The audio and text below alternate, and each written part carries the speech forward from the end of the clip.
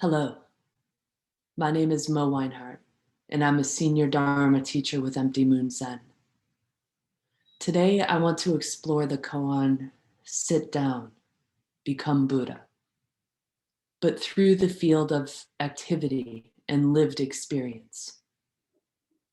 Specifically, I want to explore what I've noticed about the hardening and softening of my heart through different extremes. With this context, you can understand why this is a bit of a more personal talk. In Zen, we are invited into intimacy with the world exactly as it is, to be present, to see ourselves in all others, and to see all others in ourselves. A lot easier said than done. But then again, that's why it's called practice. Many times throughout my life, for reasons of self-protection and self-preservation, I've felt myself harden, like putting on a suit of armor, shielding myself from pain and suffering, my own as well as others, or maybe just trying to numb myself to it. And then something will happen, something that completely shatters the thick walls of protection I've so carefully constructed.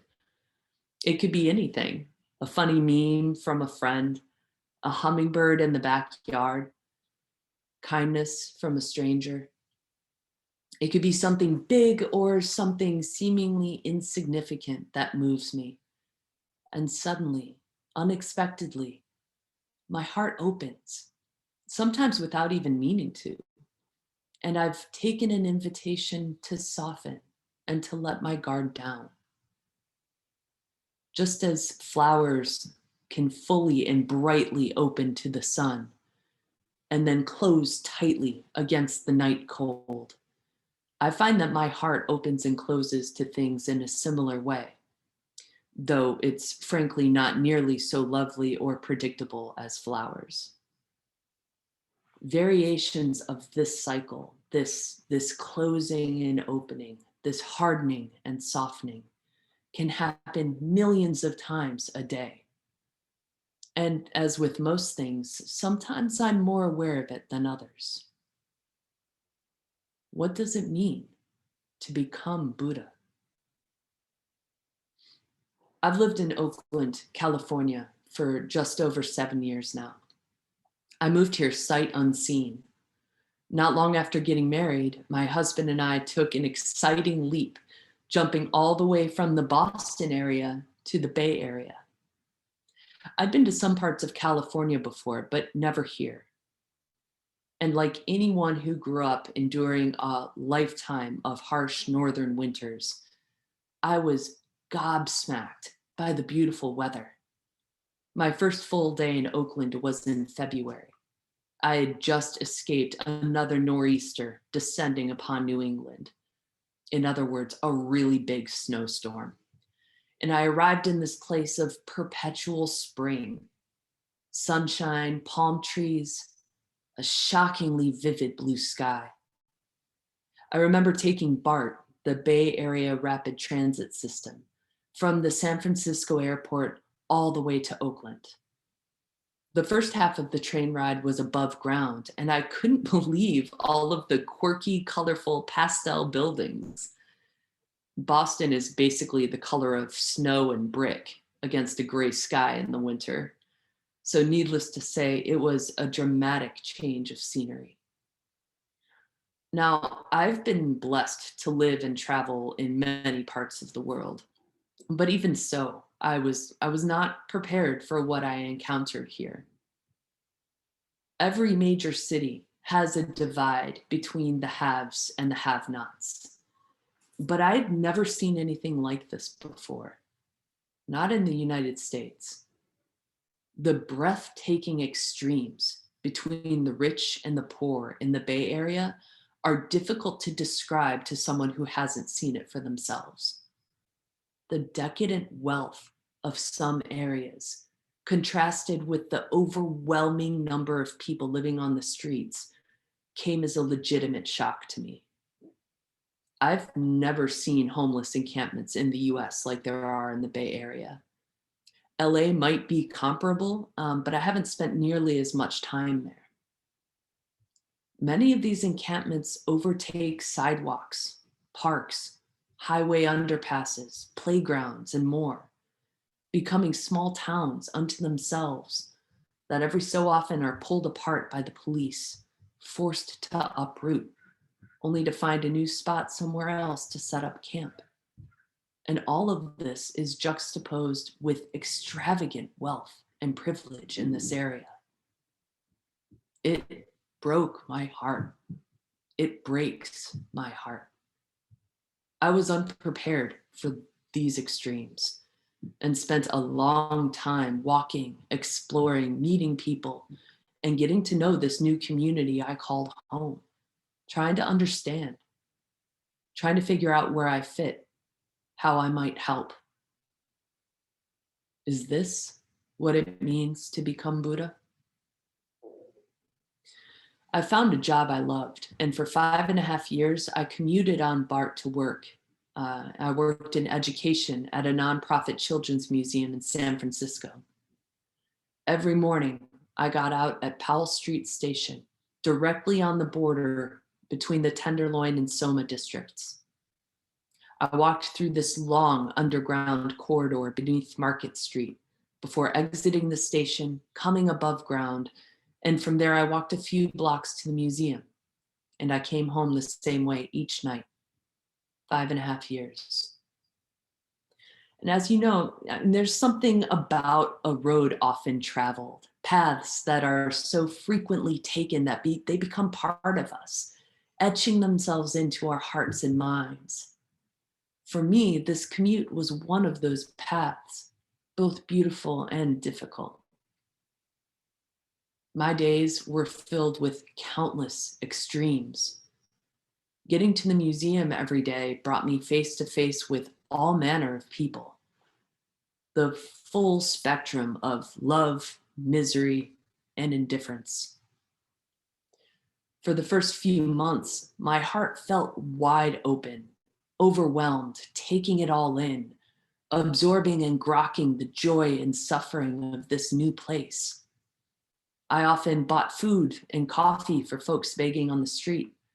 And when I couldn't do that, I'd shake their hands and say hello. Whether I encountered baristas, sharply dressed corporate folks, nannies, or people with cardboard signs on the sidewalk asking for money, it was important to me to be kind. I did my best to keep this up over the years, but I could definitely feel myself harden over time, especially on the commute. A lot of suffering became normalized, and a lot of suffering became easier to ignore. And sometimes I found that ignoring it was downright necessary. The Buddha of hardening. I worked in a children's museum after all. I was responsible for leading teams of educators, interns, volunteers, for creating engaging learning programs for students and families of all ages, for teaching professional development workshops, one-on-one coaching, reflective practice, and so much more. I had to be able to set the outside world aside in some ways, to carefully throw away the heroin needles I found in our courtyard before we opened every morning to make sure no one got hurt. Sometimes I just needed to keep my earbuds in for the entire commute, read a book or some articles on my phone, and refuse to make eye contact with anyone.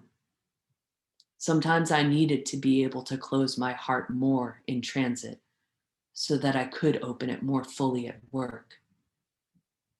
Good, bad, who can say?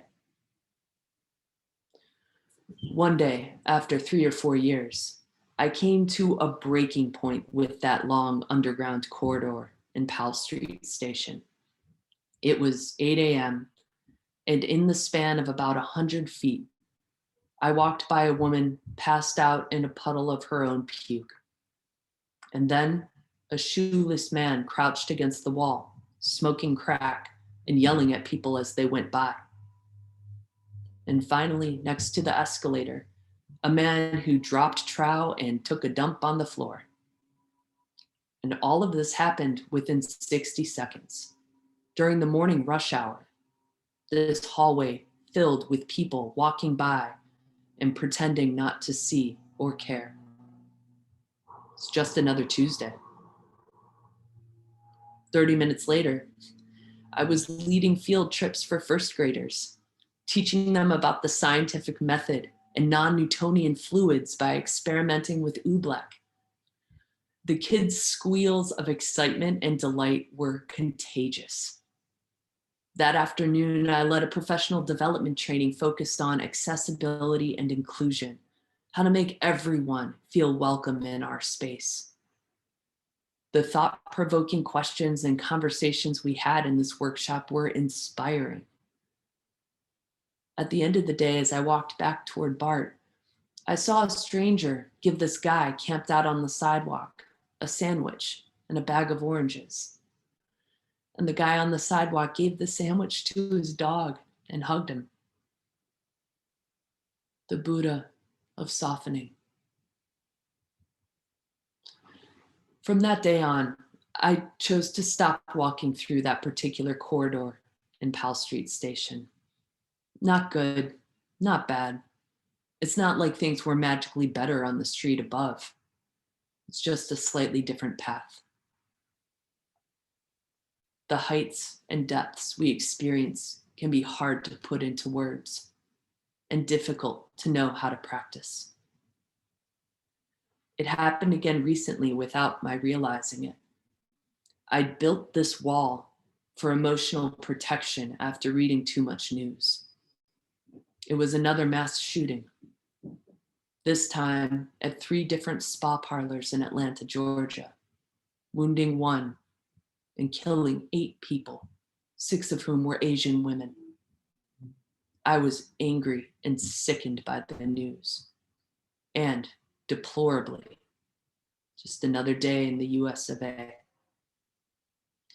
Much like when I used to commute to San Francisco, for reasons of self-preservation and out of habit, I unknowingly put armor around my heart and set many of my feelings aside so I could focus on work.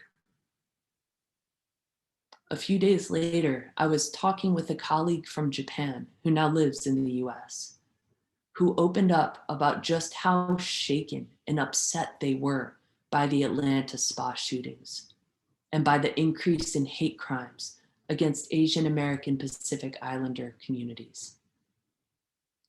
What upset them most of all was that no one at their company was talking about it.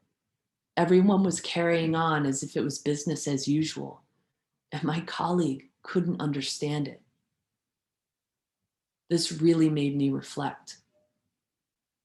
Acts of discrimination, hatred, and violence against our AAPI neighbors have risen sharply since the pandemic began. But let's be real, this has been going on for far, far longer. As for mass shootings, our country has already had 126 of them in just the first 3 months of the year. It boggles the mind. And as an Asian who did not grow up in the US, the shootings in Atlanta and the increasing violence against the AAPI community, particularly in San Francisco, has been absolutely jarring. My heart softened immediately and profoundly. I was surprised by how quickly, in some ways, I'd already moved past the trauma of this specific event, in part because gun violence and racism are so goddamn common in this country. But importantly, also a sign of my privilege as a white person, because the 150% rise in hate crimes toward Asian American Pacific Islanders in the past year doesn't affect my personal safety. It impacts my friends, colleagues, and AAPI neighbors who are rightfully worried about being attacked or disparaged just on their way to the grocery store. Often, privilege manifests not as visible, obvious perks, but in the form of obstacles we simply never personally encounter. I was so grateful that this colleague opened up for support. So grateful to be reminded that mass shootings like this are not normal, even though they've become disturbingly normalized in our country. Grateful for the reminder of how powerful it is to acknowledge the madness and ask someone how they're doing. And deeply grateful to have the armor and the privileged blinders I didn't even realize I had on melt away. What do we do with all of this knowledge, with our rage, our blind spots, our heartbreak? How do we support each other while also taking care of ourselves? For myself, I've found it helpful to notice my advantages, whatever they may be. Endeavor to make a positive difference, to act with kindness and integrity. Harden and soften again and again. Realize intimacy with the extremes and with everything in between. There can be nothing left out. May compassion be a path we all travel often, returning to it again and again. May it etch itself in all of our hearts and minds. This is our world, after all, exactly as it is. Sit down, pay attention, see yourself in all others, and see all others in yourself. With every heartbeat, become Buddha. Thank you.